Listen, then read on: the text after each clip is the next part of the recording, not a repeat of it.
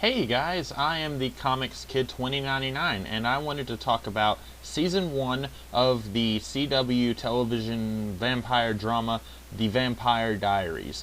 I first want to say thank you if you are listening to this. I am dead certain that most of the people who normally listen to my videos are probably going to skip this one because of the stigma. The stigma being, this is a show that's on the CW, and typically that network has a tendency to do really melodramatic, kind of soap opera-y television shows that just aren't very good, and specifically this show seems to be aimed at the female demographic. And I myself, a week ago, I would not have been caught dead watching this show, but then I saw it on Netflix and I said, you know what, I'm going to give it a shot for a couple reasons. One, I wanted to just kind of stretch my wings, try something new, and I figured even if this is really bad, I can still make a video out of it, and that's what I'm doing now. I wanted to say that this series is basically a soap opera with a higher budget. Typically a soap opera, at least the ones that I'm familiar with, I've never actually watched one. I'm not that desperate to make videos about stuff that I've seen, but typically soap operas, they would go every day as far as I understand, and so they didn't have the time that a show that only does a video once a week had to make their television shows really perfect. If they made a mistake, if you saw like the recording equipment in the shot when you were recording a soap opera, you typically just kind of let it stay because you didn't have time to fix it before the episode aired. And this is, in a lot of ways, it's like a soap opera in that it has the worst stuff. The stuff that you see this and you say, that is just as bad as if this was a soap opera. But it has the time and energy to make the episodes look better than a soap opera. What do I mean when I say this is like a soap opera? For example, let's talk about our main character, Elena Gilbert. When the series first starts, her parents are dead. Then, a good ways into the series, she finds out, oh no, those were not her biological parents. Turns out, her mom is a vampire and her dad is her uncle. And then she finds out that her new teacher, he dated her biological mother, and etc. It's a lot like that. Her brother is a drug dealer at the beginning of the season. Everything that you can think of that would be really melodramatic and make things as, air quotes, extreme as possible is going to happen in this show. And that is what reminded me of this being a soap opera. You've got also, this is a show that aired on the CW, and in the past I have been very unforgiving of the CW as a network because I feel like it is one of the worst for characters who will change their characterization on a dime just so that the plot can happen in a way that the people making the show need it to happen. And I will say, for the most part, most of the characters in this show act pretty consistent. I would say the worst two offenders who will frequently just change the way they act for no real reason are the two main characters, Stefan and Elena. And if you haven't seen this show, Stefan is a vampire. He's about 150-ish years old, 162, I think. And Elena is a 16-ish year old girl, and she lives in this town, and she meets Stefan, and they fall in love. And these two are the two who, every episode, in a lot of ways, I'm the least interested in these two. There are several characters who are much more interesting than these guys. I would say Elena's brother, after he stops being a drug dealer, he's a lot more interesting than she is.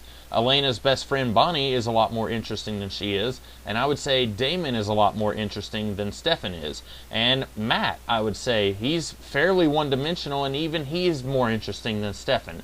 A lot of the side characters in this show have more going on than the two main characters. I think I've heard people call that the Seinfeld syndrome. And yeah, this is definitely a show where if we weren't so focused on Elena and Stefan, I would be much more invested in it. In fact, speaking of these two characters not really holding my attention, in the first episode, I was maybe 30 minutes in and I was very ready to just drop it and never look back. The first episode is astoundingly bad. Part of that is that this show as a whole is much better when it is doing stuff about vampires and demons and witches and immortals, stuff like that.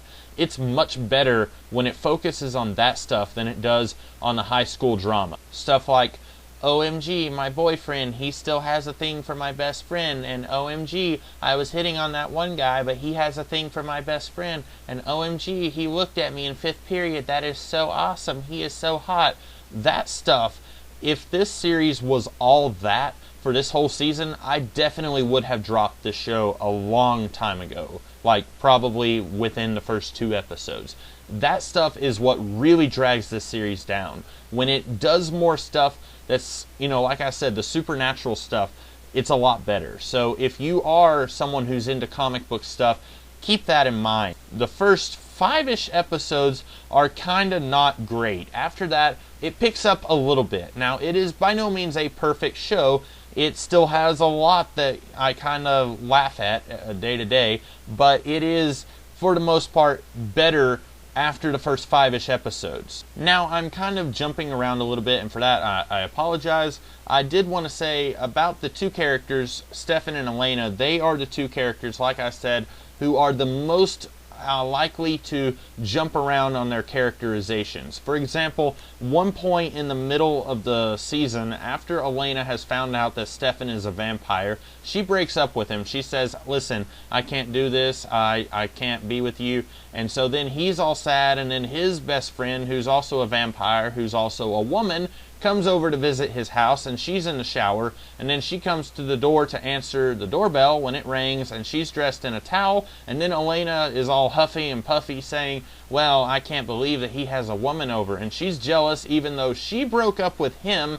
And then after that, she's like, well, maybe I should get back with him. And by that point, he's like, no, you can't. It's too dangerous. And this is basically what drives this couple for this entire season, and I'm assuming for the entire series. I have looked up a few spoilery things for post-season 1, but I'm assuming that this couple is the Ross and Rachel of the Vampire Diaries, where by the end of the show, you really do not care if these 2 get together or not. And at the beginning of the series, they kind of want you to care. They kind of want that to be the main driving force of this series. And like I said, if they made this show about Damon and Bonnie and Jeremy, I would be much more interested than the Stefan and Elena high-stakes drama every single episode. The last big thing I wanted to talk about is the overall season plan, if you will. I want to compare this show to Buffy the Vampire Slayer.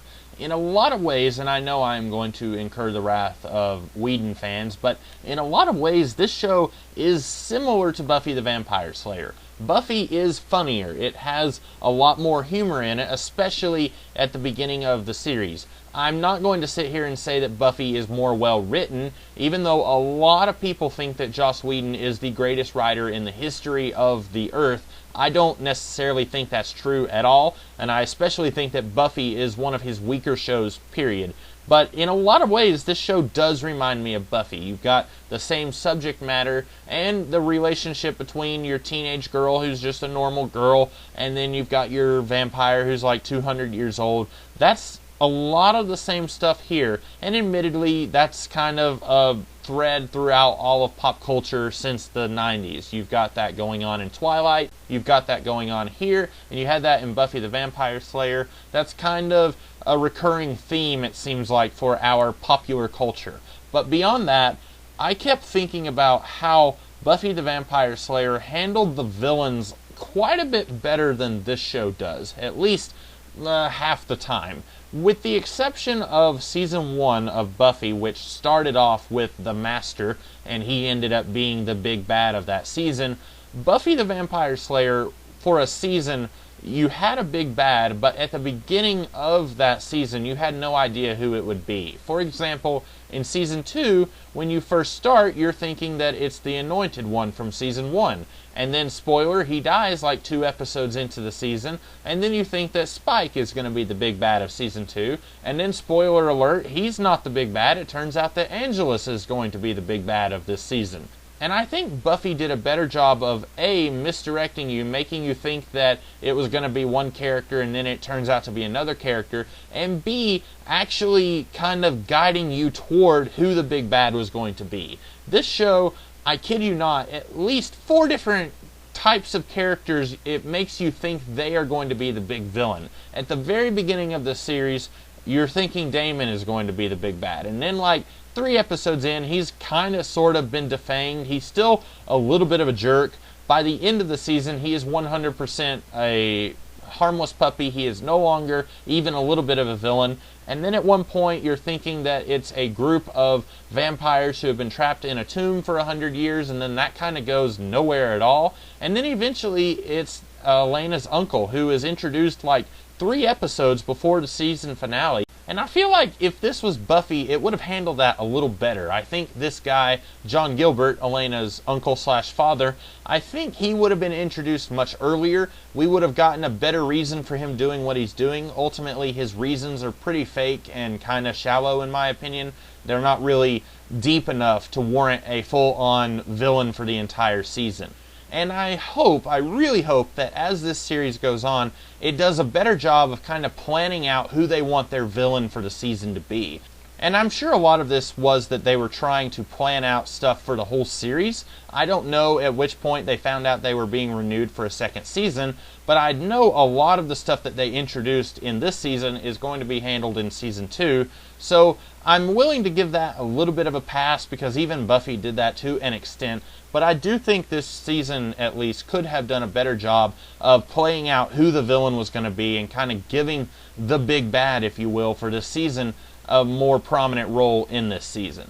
The only other thing that I wanted to talk about was the internal consistency within this show. If you are a comic book fan, and chances are, if you're subscribed to this channel, you are, then you are no stranger to people complaining about continuity, and this contradicts that, and how can this story be considered canon if that other story is considered canon. Stuff like that tends to drive me a little bit crazy sometimes, and sometimes it is what drives my conversations. I am at the center of those conversations. And definitely that was another reason why I wanted to give this show a chance. Sometimes I get tired of reading comic books because I get tired of being embroiled in all the gigantic, entangled, this is attached to that story, and you can't read this comic book until you read that story. With this series, even though it is one of the most melodramatic things I've ever seen, and the writing is not the best thing in the world, it's easy to follow. You don't have to watch 100 different things before you can get into this. And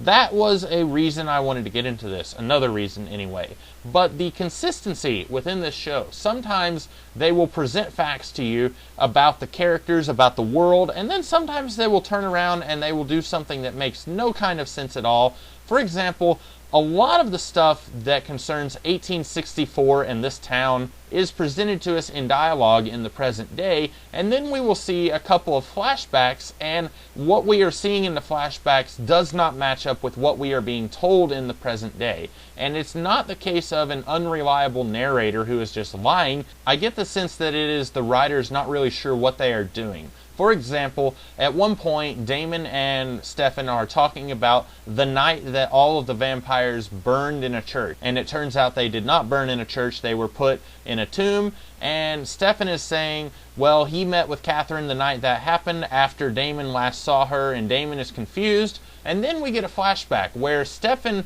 has been unconscious ever since he was, air quotes, turned, and then he goes to talk to Damon, and Damon is saying, hey, I saw Catherine get burned in a church. And there is absolutely no way that these two things can both be true in this series. And I feel like hopefully this series will get a better grasp of trying to present facts to us in a way that doesn't contradict later facts. I feel like any show that you watch, the first season is going to be a little bit of a bumpy ride. And I'm hoping that this is just its freshman effort. It tried and it made a few mistakes, and hopefully if I keep watching, and I am going to keep watching, I hope that it will get better over time. So those were my rough, very, very rough thoughts on the Vampire Diaries Season 1. I know you guys are probably judging me right now for watching this show. I'm okay with it. I put this out there. So admitting that you have a problem is the first step to fixing it, I guess. Or in my case, watching the first season is the first step in getting through this series. I don't know. That's all I have to say here. I hope you guys enjoyed this video. I hope you found the rough style of reviewing helpful, and if you did, be sure to like, share, comment, and subscribe. I will be back tomorrow with a different kind of video. Until then, I'll see you guys later. Have a great day.